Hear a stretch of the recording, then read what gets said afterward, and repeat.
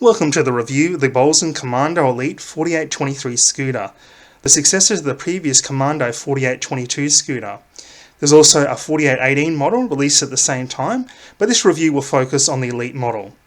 This is an independent review, so no sponsorship from scooter retailers or Bolzzen themselves.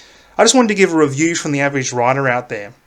The scooter features dual 1000 watt sine wave controlled motors, 48 volt 23 amp battery, 10 by 3 inch tyres. It has a top speed of 60 km an hour when ridden off-road and a max rider weight of 120 kilos. Okay, let's start with the features. The scooter has an updated 3-point folding mechanism. You might recall that the previous model had an issue with the stem bolt, so the new folding mechanism is a much better design. Okay, now on to the handlebar controls. You'll notice on the left side there are controls for the headlight and also the indicators. You also find a horn on there. I find it's not overly loud, but it definitely does the job.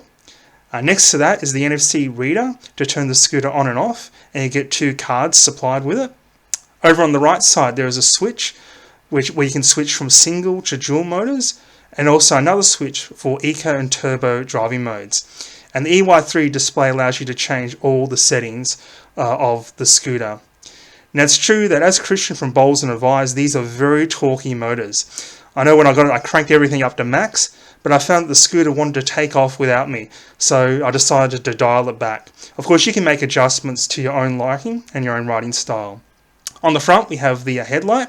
It does an okay job, but if you're after something brighter there are lots of options out there for external lighting. Also, regards to lighting, the deck strip lighting looks very good at night time. I think it's a very nice touch.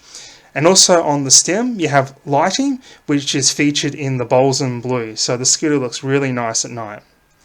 The scooter comes with front and rear zoom hydraulic brakes with 140mm rotors. Now you've got to remember that this thing has dual 1000 watt motors, so you need good stopping power, and these brakes definitely do the job. Also in the settings you can adjust the electronic brake, and it has ABS. I personally only have the electronic brake set on 1 and the ABS off, as I want to be in control of the scooter, of the braking, not the scooter. You'll see here is a single charge port, and it comes supplied with a 2 amp charger.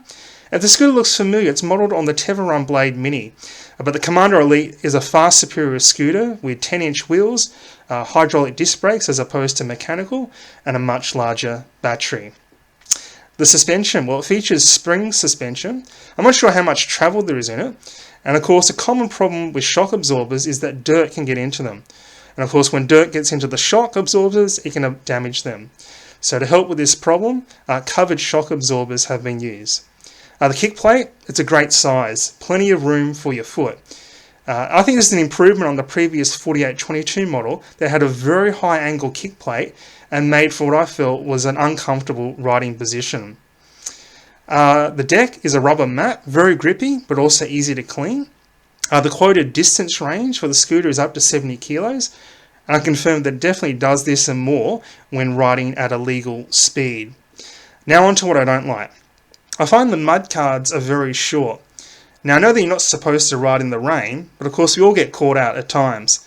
And on a wet path they're not going to do much for you. So I think a bit bigger mud guards would have been much better.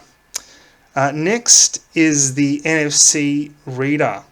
I found that the beep on it is very soft when you put your card on there. So I think a louder beep is needed so you can hear it.